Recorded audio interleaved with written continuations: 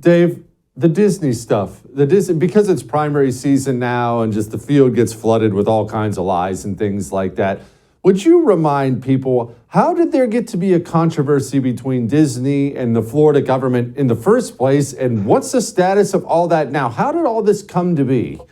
God, it's so ridiculous. You know, Bill HB 1557, which I wish more people called it that instead of, quote, don't say gay, end quote, which had the word gay wasn't even in the freaking bill. It was about parental rights in education, and should you know what your kids are being taught and who's teaching it to them, and literally should a fifth grade, not even fifth grade, I was gonna say 5-year-old, but a 7-year-old second grader, should a teacher be allowed to talk about gender and sexuality privately with them for months, call them by a different pronoun or a different name altogether, and not inform you, the parent?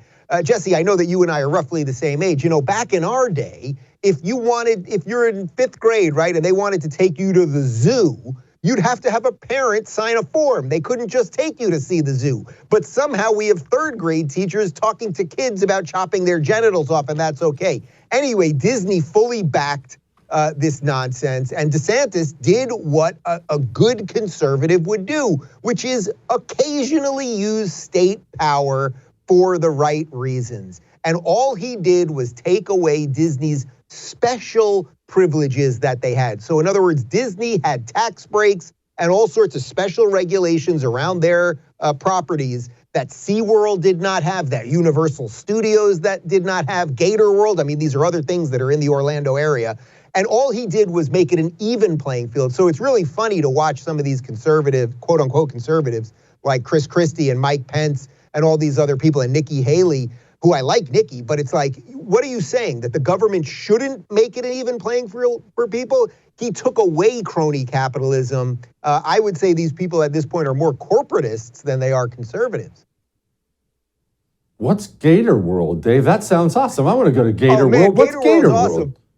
I don't even know if GatorWorld is still going. I haven't been there since I moved back to Florida, but I was in GatorWorld when I was about 12. When I was about 12 years old, my parents took us to Disney. We went to GatorWorld, and this can't still exist, but they literally had a giant tank full of gators. They had a chicken wire going across the thing with live chickens hanging from their feet, and the gators were coming out, crushing them, blood, bones everywhere. It was awesome.